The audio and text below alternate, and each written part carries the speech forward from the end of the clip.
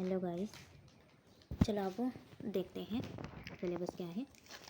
पहला चैप्टर है निम्नलिखित 10 लेखकों और कवियों का अध्ययन। पहला है कबीर, तुलसीदास, बिहारी, सूरदास, आचार्य रामचंद्र शुक्ल, प्रेमचंद्र, प्रसाद, पंत, निराला, दिनकर। ये 10 पहले चैप्टर में तो पूरे के पूरे पहले चैप्टर में तो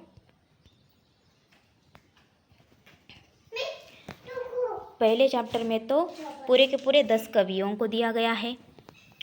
ठीक है, पहले चैप्टर में पूरे के पूरे 10 कवियों को दिया गया है। अब सेकंड चैप्टर है तुलसी, कबीर, रहीम, वृंदा आदि के लोकप्रिय दोहे। इनके दोहों को पढ़ना है सेकंड चैप्टर। और थर्ड चैप्टर में दिया गया है हिंदी साहित्य का इतिहास। हिंदी साहित्य के इतिहास को 4 भागों में विभाजित किया गया है। कौन कौन सा है? आदिकाल, भक्तिकाल, रीतिकाल, आधुनिक काल। ये आधुनिक काल में से थोड़ा टाइपिंग में गड़बड़ हो गया है गाइस। अब देखो, इसमें से है और एक इसमें से जोड़ा गया है आधुनिक हिंदी में प्रमुख साहित्यिक शैलियों का मूल और विकास। अब देखिए उदाहरण में उपन्यास, लघु कहानी, नाटक, आलोचना। जैसे कि हर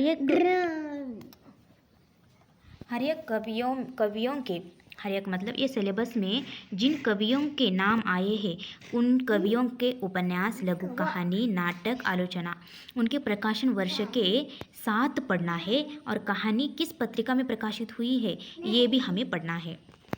अब देखो चौथा चैप्टर हिंदी साहित्य के अनुवर्ती रुझानों का अध्ययन। चौथे चैप्टर में क्या दिया गया है? जो थर्ड चैप्टर में दिया गया है, दूसरे भाग में जो दिया गया है भक्ति काल में जो है, ये चौथे चैप्टर में वही है। ठीक है, अब देखो भक्ति काल में, ये जो भक्ति काल में ये आते हैं पूरे के पूरे ज्ञान मार्गी शाखा, प्रेम मार्गी शाखा, राम भक्ति शाखा, कृष्ण भक्ति शाखा। और ये देखो आधुनिक रीतिकाल तो यहाँ पर भी है और रीतिकाल यहाँ पर भी दिया गया है। हम थर्ड चैप्टर पढ़ने से फोर्थ चैप्टर भी कवर हो रहा है। ठीक है, तो अभी देखो और आधुनिक काल में से छायावाद, प्रगतिवाद, नई कविता। देख रहे हो आप लोग, ये जो थर्ड चैप्टर हम पढ़ रहे हैं तो उसी में से ये फोर्थ चैप्टर कवर हो जा रहा है। ठीक है, तो अभी देखो पांचवा चैप्टर क्या दिया गया है। पांचवें चैप्टर में है अपभ्रंश, अवहट, अर्ली हिंदी की व्याकरणिक और शताब्दिक विशेषताएं। अपभ्रंश की विशेषताएं पढ़ना है, अवहट की विशेषताएं पढ़ना है। सभी पहले ये अपभ्रंश, अवहट, हिंदी का व्याकरण पहले कैसे था उसका व्याकरण पढ़ना है हम लोगों को। अभी देखो 19वीं शताब्दी के साहित्यिक खड़ी बोली। पहले के 19वीं शताब्दी में किन किन कवियों में खड़ी बोली में रचनाएं लिखे हैं उन सभी कवियों के बारे में पढ़ना है यहाँ पर। ये थर्ड वन है हिंदी का विकास। हिंदी का विकास कैसे हुआ ये पढ़ना है। बाद में हिंदी की प्रमुख बोलियाँ पढ़ना है जो यूजीसी नेट में दिया गया है। फर्स्ट चैप्टर हिंदी भाषा और उसका विकास जो दिया गया है, ये तेलंगाना जूनियर लेक्चरर में जो 5th चैप्टर है यूजीसी नेट में फर्स्ट चैप्टर है। ठीक है, अब देखो मानक हिंदी के कार्यात्मक और महत्वपूर्ण व्याकरणिक विशेषताएं दिए गए हैं। अब 6th वन है देवनागरी का विकास कैसे हुआ। देवनागरी के सुधारक कौन कौन थे, अध्यक्ष कौन थे, उसका वर्ष क्या है, सुधार किस वर्ष हुआ, ये सब हमें पढ़ना है। अध्यक्ष, सुधारक, वो सब के बारे में हमें पढ़ना है। ठीक है, ये इंग्लिश में दिया गया है।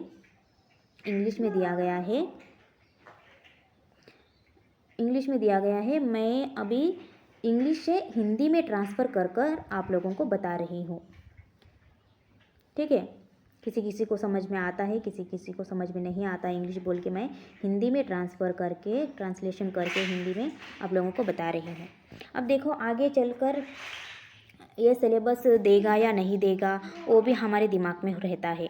अब देखो तेलंगाना जूनियर लेक्चर कब तक आएगा, मतलब जो अभी सितंबर, अक्टूबर, नवंबर मतलब नवंबर तक तो पकड़ लो, नवंबर तक आने के चांसेस है। ये क्यों रुका है, मतलब बी जो क्या बोलते हैं, बीसी रिजर्वेशन की वजह से रुका है, नोटिफिकेशन उसी की वजह से नहीं दिए हैं। बहुत पहले ही पेपर में आया था कि तेलंगाना जूनियर लेक्चरर और आने वाले हैं बोल के आया था।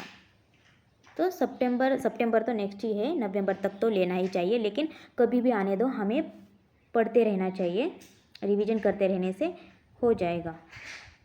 देखो यूजीसी नेट का सिलेबस बहुत बड़ा है, यूजीसी नेट से तो ये तेलंगाना जूनियर लेक्चरर का सिलेबस बहुत ही छोटा है। देखो यूजीसी नेट में से फर्स्ट चैप्टर सेकंड चैप्टर पढ़ने से यहाँ पर 3 चैप्टर कवर हो जा रहे।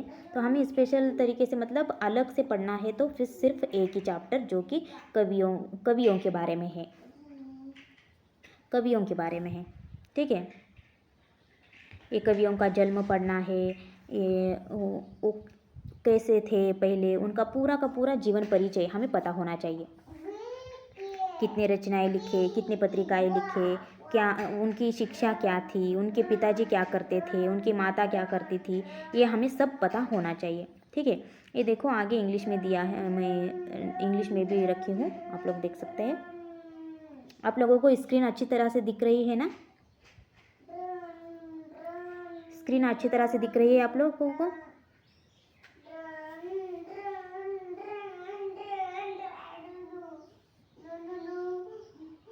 स्क्रीन अच्छी तरह से दिखने से आप लोगों को ये पूरा कवर हो जाएगा, मैं जो बता रही हूँ,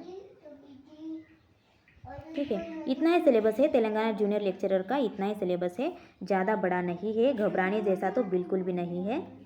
आप लोग इजी तरीके से पढ़ सकते हैं। मैं इसके पूरे के पूरे नोट्स दूंगी आप लोगों को।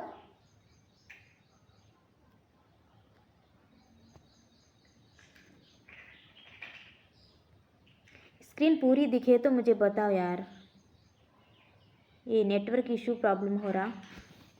आप लोगों को सही तरीके से दिख रहा है, मेरी आवाज़ आ रही है ठीक से?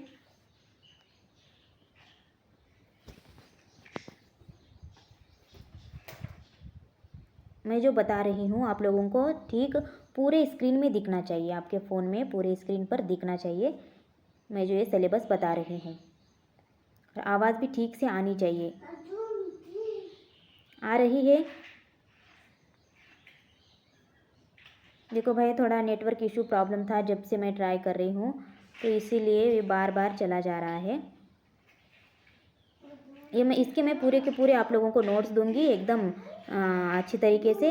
हम जो यूजीसी नेट का सिलेबस पढ़ेंगे ना, उसी में से उसमें मतलब इसका ऐड करके एक ही बार में एक ही चैप्टर एक ही क्लास में बता दूंगी।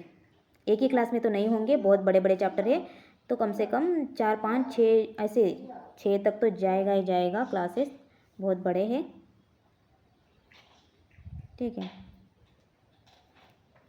इतना तो पढ़ ही सकते हैं। देखो यूजीसी नेट से भी तो ये छोटा ही सिलेबस है, ज़्यादा तो नहीं है,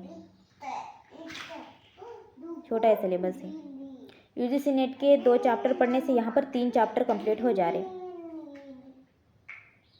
अब देखो ये दोहे तो हम लोगों को तुलसी कबीर रहीम वृंदावन के दोहे जो है, हम तेलंगाना जूनियर लेक्चरर का जो क्वेश्चन पेपर है उसको भी एक बार देखेंगे।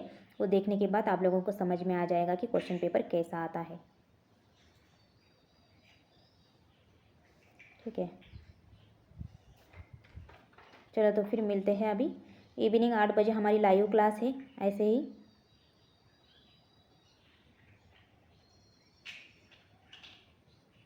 यूजीसी नेट का जो न्यू सिलेबस है वो देखेंगे हम। चलो फिर मिलते हैं इवनिंग।